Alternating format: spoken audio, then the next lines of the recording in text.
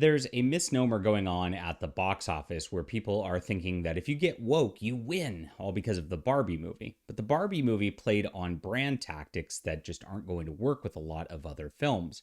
We saw the same thing with Super Mario Brothers. If it's like an 80s brand that hasn't been perceived as being ruined yet, then they do a ton of marketing with it. They make it bright colors, they make it fun. People go see it. That's it. It has nothing to do with any of the content. But Teenage Mutant Ninja Turtles Mutant Mayhem is a brand that really has not persevered well over the years. And this new incarnation is nothing remotely of what it used to look like. And of course, it's getting savaged at the box office and online as a result. Here's what happened this weekend. TMNT opened to fourth place at the box office with a mere 28 million in sales. Now, of course, all the directors are saying, oh, we're very pleased with this. It kind of had a pretty lowish budget of 70 million for the movie, which is, for something of this big of a brand with Seth Rogen attached, is kind of crazy that it's that low. But we've seen that there's been a lot of marketing to it too. You got to add, at least double in that in the marketing expenses to the movie when they talk about what it costs to make these sorts of things. So when you're talking about 28 million, you're looking at around 140, 150 million. It's not going to do well on this level, which means it's not going to get a sequel, thankfully, because it looks pretty awful.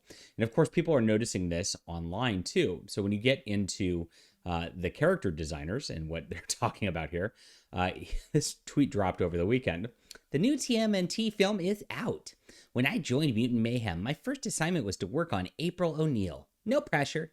We tried making her relatable, then grounded her in a real world while keeping some of the details that make her so iconic.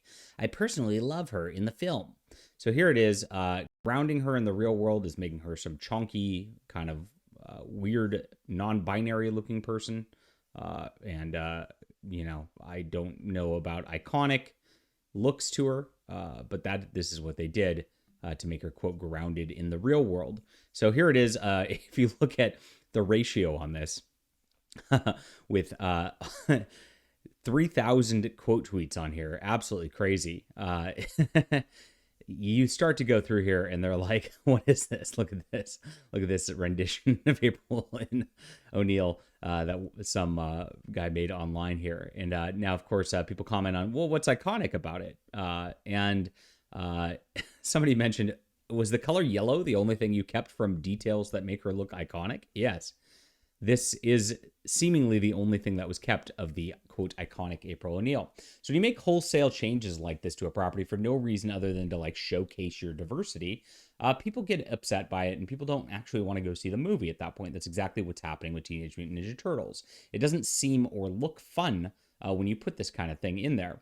Barbie actually did a pretty good job of masking what it was going to be about until people got their butts in the theater. And so that's how it transcended kind of pop culture on this level as well. So I see Teenage Mutant Ninja Turtles not doing well. I doubt that a second week's going to help it very much as it goes along in the box office. And we'll be checking in on these things as it goes. Ridiculous with the character designs here. This is the archetype of woke in a nutshell. All right, leave a comment down below with what you think about this. Hit that like and subscribe button. We'll be back soon.